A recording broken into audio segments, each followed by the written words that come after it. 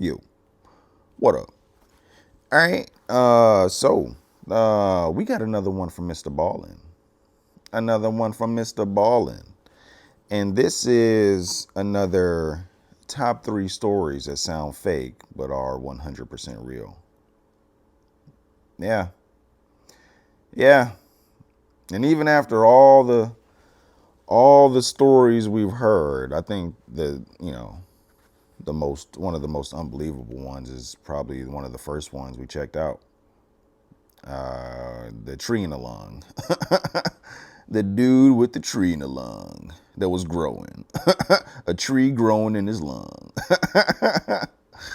But I think that's like more of like a medical mystery.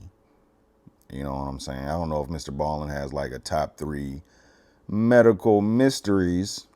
Maybe you should make another category of top 3s. But yeah, we got some more. Let's check them out. Let's go. Sometimes the truth is stranger than fiction, and today we're going to look at 3 stories that demonstrate that. But before we get into today's stories, if you're a fan of the strange, dark, and mysterious delivered in story format, then you've come to the right channel because that's all we do, and we upload 2 or 3 times every week. So if that's of interest to you, please invite the like button to come to the cinema with you to see a movie they really want to see, but then proceed to talk incessantly to them throughout the entire movie, and about halfway through, spoil the ending. Also, please subscribe to our channel and turn on all notifications so you don't miss any of our weekly uploads. All right, let's get into today's stories. All right. Some more strange but true. Drunk. In October of 2014, a 35-year-old woman, who we'll call Olivia, met her husband for lunch at a restaurant in Western New York. The couple had not originally planned to stay at this restaurant for very long, but one thing led to another. They were having a nice time, and before long, it was 6 p.m., and they had been there for 6 hours. And over those 6 hours, both of them had had a lot to eat, lots of bread and pasta and cakes and all sorts of stuff, and they had had some alcohol, but not very much. Okay. Olivia had been careful to only have 4 drinks over those 6 hours because she wanted to be able to drive. And her husband similarly limited his drinking so he'd be safe to drive. And so after they got the check and they paid for their meal, they both hopped in their respective cars and they began driving home. As Olivia was making her way home, she unfortunately got a flat tire, and so she pulled off to the side of the road and she called roadside assistance. As she was waiting for help to show up, another motorist happened to drive by, and they misunderstood what was happening. They saw Olivia standing outside of her car with the tire popped off, and they thought she'd been in an accident. And so they called the police and reported it. And so the police show up a few minutes later, they pull up right behind Olivia, and when they get out, they ask her, are you okay? Do you need any help? And she would say, oh no, I just had a flat tire. I'm totally fine. Thank you for stopping though. But the police, as they're listening to her speak, they see her eyes look kind of glassy and glazed over like she's drunk. And as she was speaking, they could have sworn she was slurring her words. They're gonna test her. So they said, hey ma'am, have you been drinking tonight? And she would tell them that, well, yeah, I have had a few drinks, but only 4 over the last 6 hours, and I don't feel drunk at all. That has nothing to do with the situation I'm in now. I'm not drunk. But the police were not buying it, and so they put her through a series of field sobriety tests that she managed to get through, but she struggled with enough that it sent up some red flags. And so they made her blow into a breathalyzer. A breathalyzer is a device that uses your breath to register how much alcohol is in your system, also known as your blood alcohol content, or BAC for short. BAC is scored as a percentage out of 100, and while no one should ever get behind the wheel of a vehicle if they are impaired,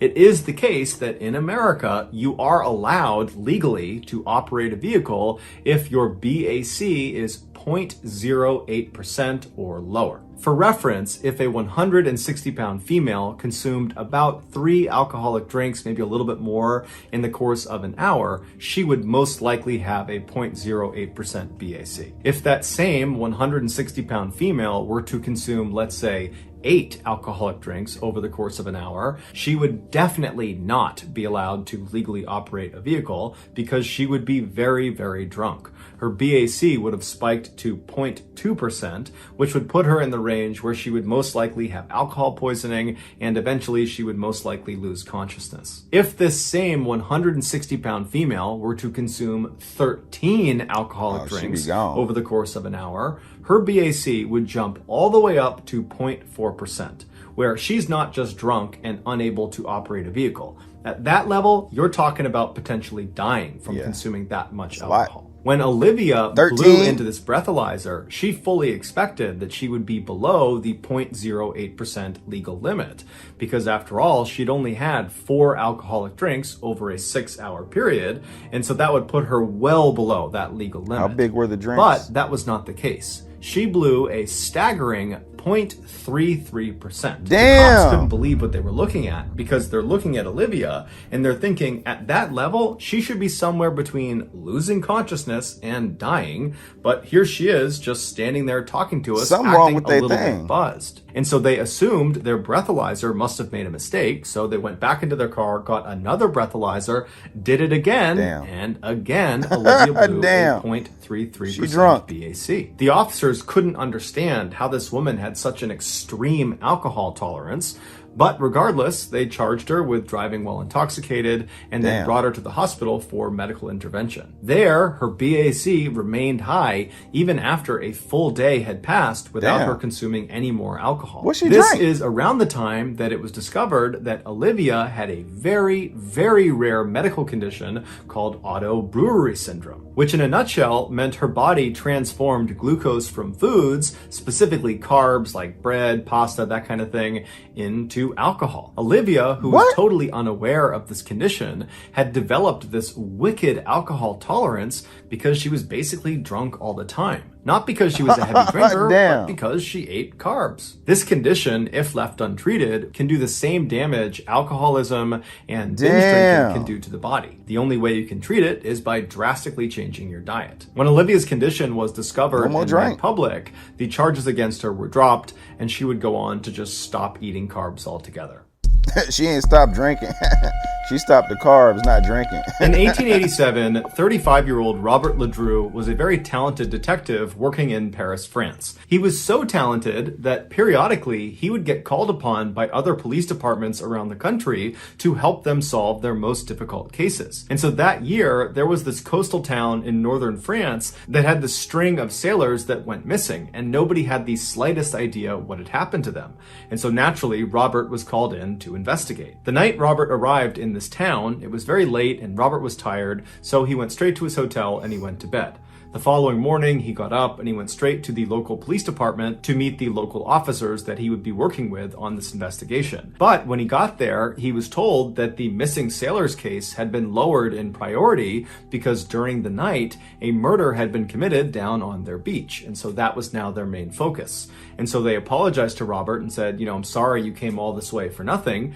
But since you're here, do you want to help us in this beach murder investigation? And Robert said, sure. The victim was a middle-aged man named Andre Monet, who owned a dress shop in Paris, France. He had recently moved to this coastal town to enjoy the beautiful scenery. When his body was discovered early that morning, it was quickly determined he had been killed by a single gunshot wound to the chest, where the bullet actually went clear through him out the other side, but they hadn't found the bullet. There were no suspects, there were no leads, there was no clear motive. However, they were able to rule out robbery because there was still money in Andre's pockets. And so Robert and the other local officers left the police station and made their way down to the beach, where they began examining the area where Andre had been found. The local officers focused on looking for the bullet, while Robert decided to walk a little ways down the beach to see if there was any evidence that had been overlooked in the initial search. And after only walking a very short distance, Robert noticed some barely visible footprints that appeared to pass right by where Andre's body had been found. And these footprints, they continued past that area and then up a flight of stairs up onto the road where they disappeared. Robert called over the other officers and told them to make plaster casts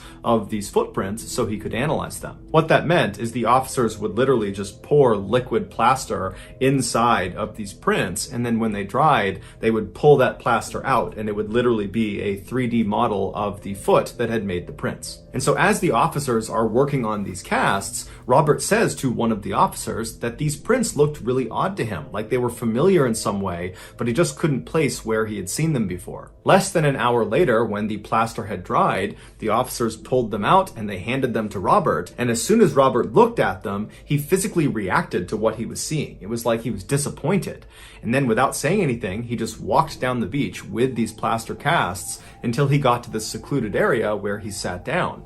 And he sat there for hours and hours, just staring at the plaster casts, seemingly unaffected by the sun that was blazing down on him the whole time and the tide that was very quickly creeping up on him. The local officers who were watching this, they didn't know anything about Robert. All they knew is his reputation, which is he is this totally legendary detective, and so they didn't dare question his methods, even though this seemed really odd what he was doing. Finally, by mid-afternoon, Robert would put the cast down, he would stand up, and he would walk back over to the mystified local officers. And when he walked up to them, he would say, "There's no reason to stay at the beach any longer or interview any more witnesses. I think I've solved the case." But then instead of elaborating, he just turned around and walked up off the beach and headed back for his hotel. The local officers just looked at each other and shrugged, and they left too. Early the next day, the bullet that had killed Andre Monet was found on the beach. And so when Robert showed up to the beach, the chief of police handed him this bullet in an effort to help him continue the investigation. And as soon as Robert looked at it, he sighed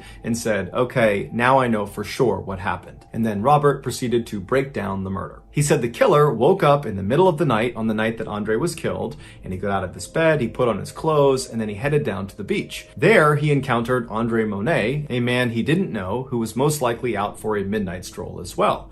The two men struck up a friendly conversation, but at some point it turned into some sort of quarrel, at which point the killer drew his pistol, shot Andre in the chest, and then fled the scene. Robert told the local police chief that the reason he knew all these details is because he had been the killer. He killed Andre Monet.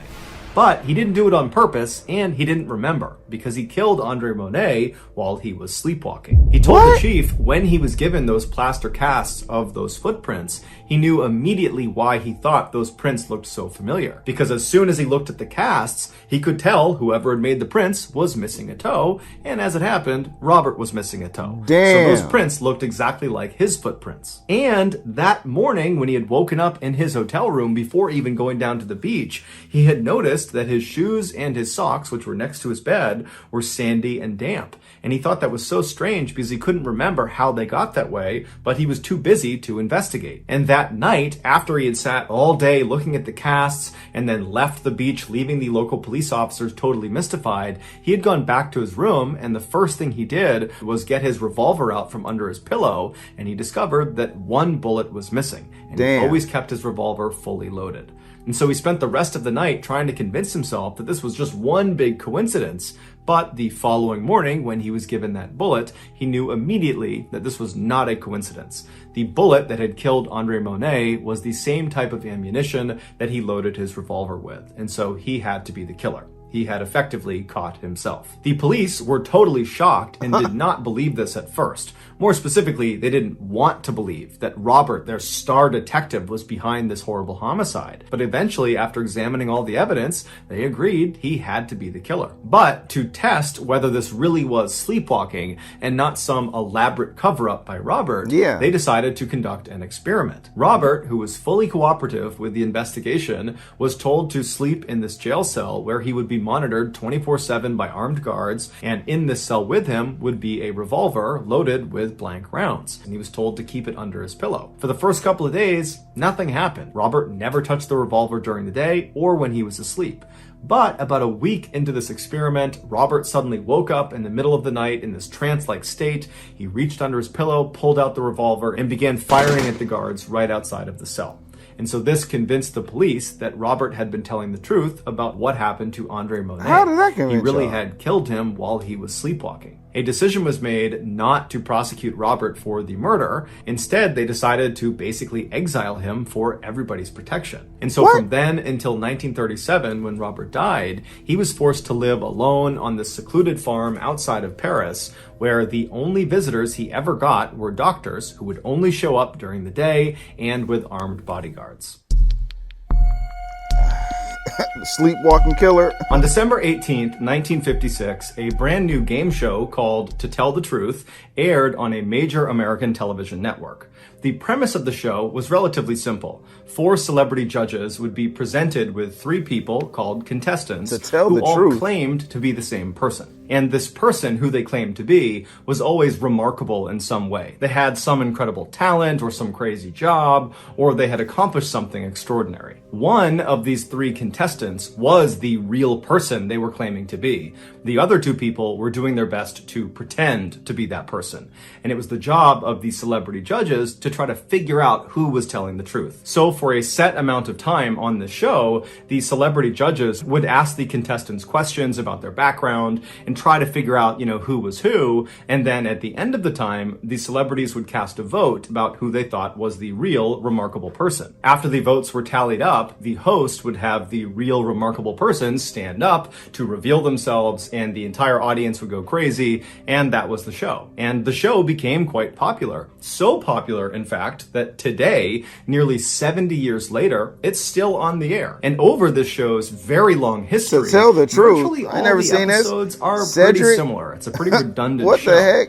But there is one episode that will forever go down as the most unique. In October of 1972, 3 contestants walked out onto the stage in front of the 4 celebrity judges, and they all introduced themselves as Ed Edwards. Then the host of the show read aloud the biography of the real Ed Edwards, and he would say that Ed at one point was on the FBI's list of the top 10 most wanted criminals in America for crimes like armed robbery and impersonating a federal officer. And then after he was finally caught by law enforcement and went to prison, a prison guard helped him turn his life around, and then upon release from prison 14 years later, Ed remained this reformed criminal and became a successful author and motivational speaker who specialized in telling people how to identify con men and criminals and how to protect themselves from these people. After the real Ed Edwards biography was read aloud, the 3 contestants sat down and the celebrity judges began asking them questions about their past,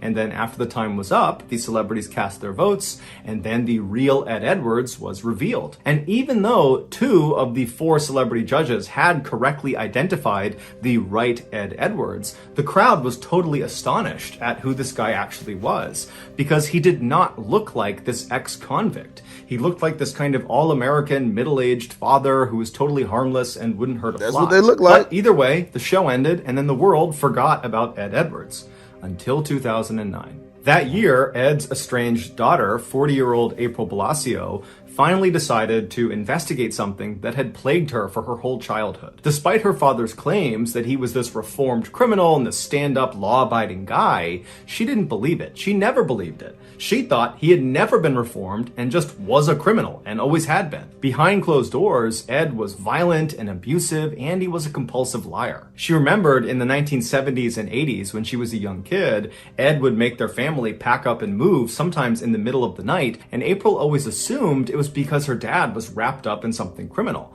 But every time she asked him, he would say, oh, well, I was an informant when I was in jail and I snitched on some people, and some of those people have figured out where we live, and so we gotta move.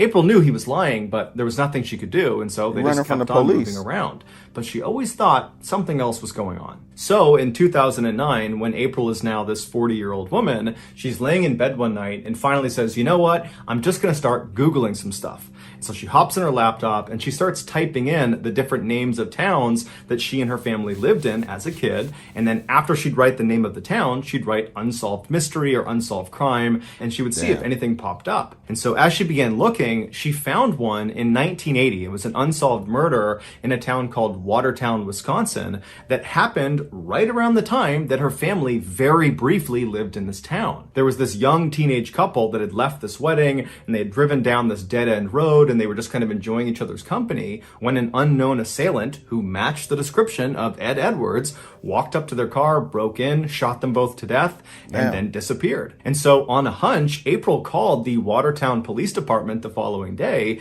and told them that, I think my father might have been responsible for this double homicide. It's just a hunch, but he matches the description. We were there in this very small window of time when it happened. And so the police said, okay, we'll go have a look. And so the Watertown police, they tracked down Ed Edwards, who was living in Kentucky at the time, and they got him to give them a DNA sample. And when they tested the DNA sample, it matched the samples that were taken at the crime scene in 1980.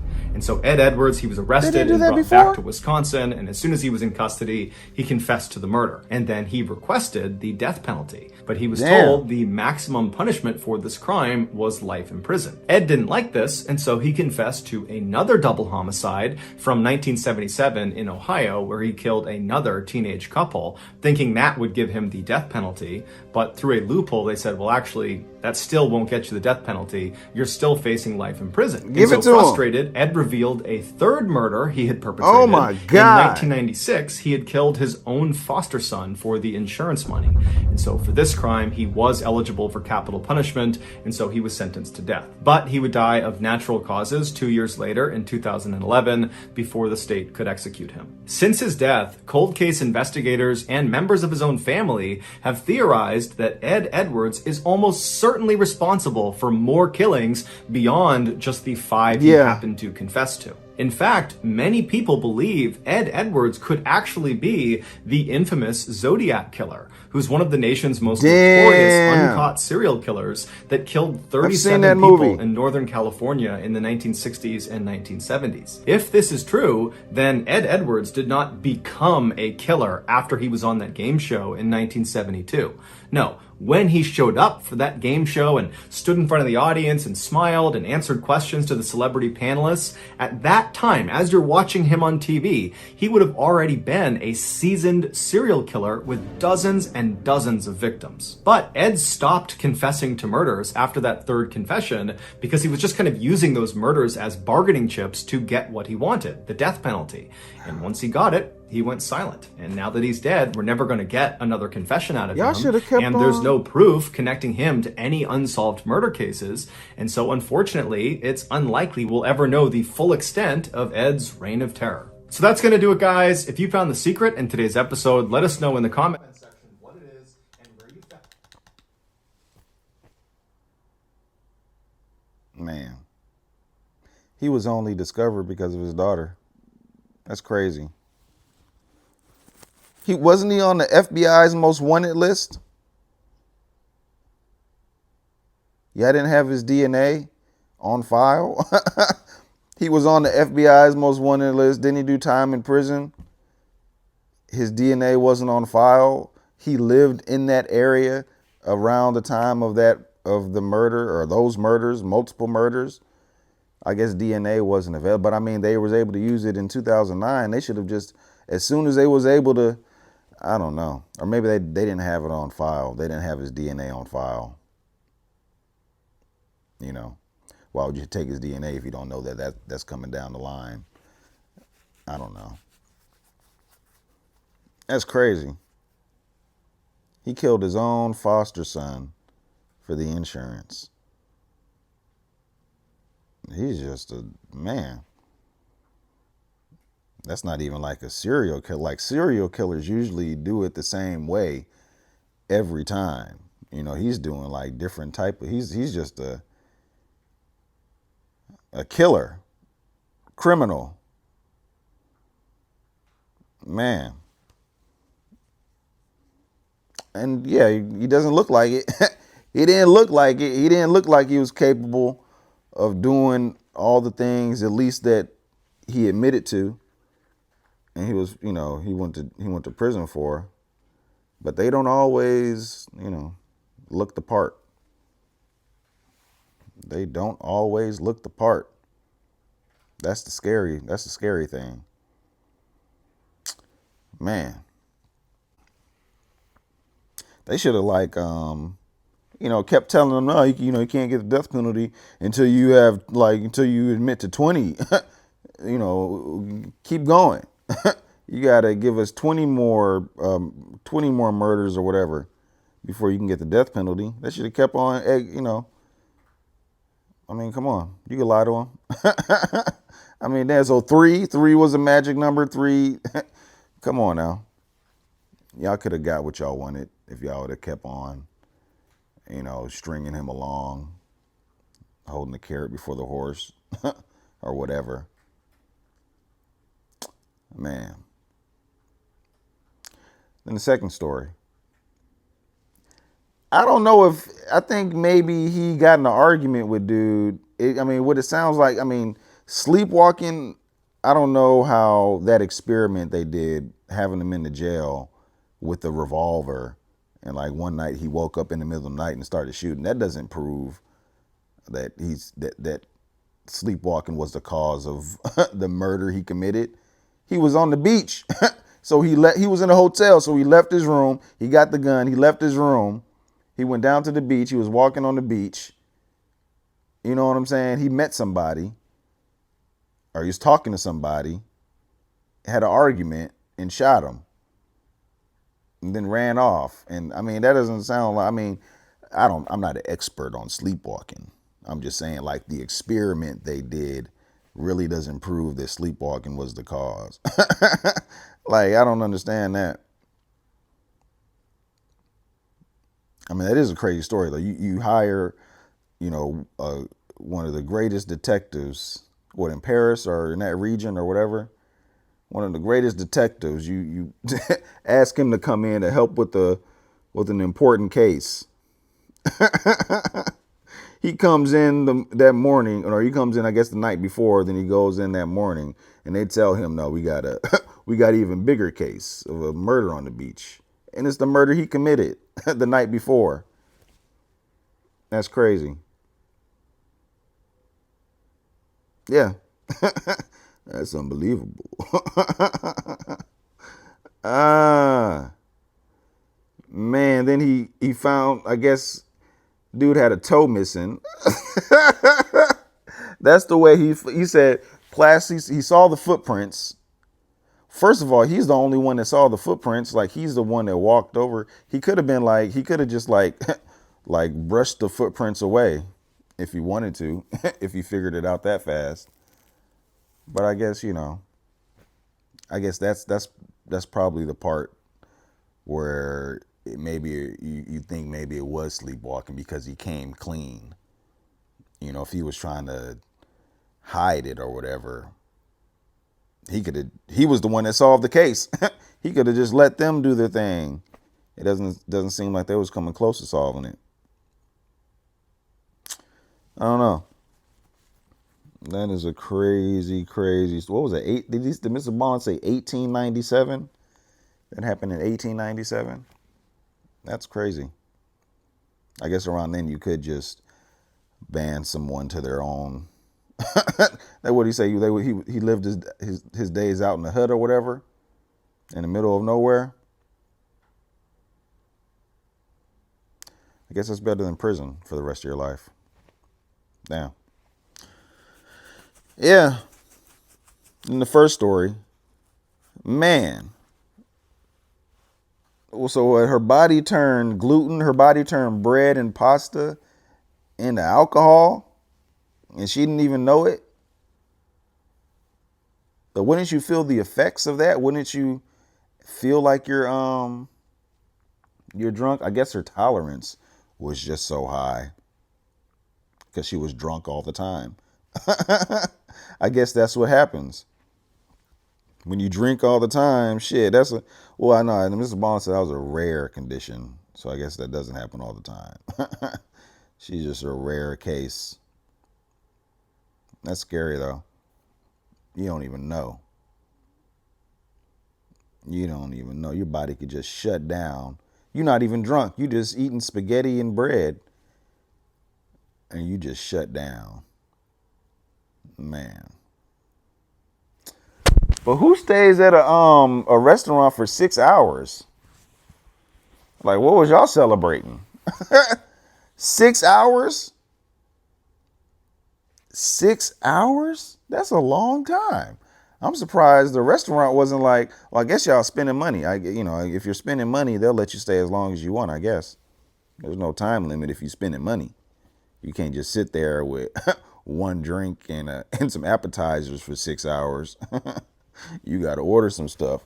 They was eating cakes and pastas and and meals and drinks. Man.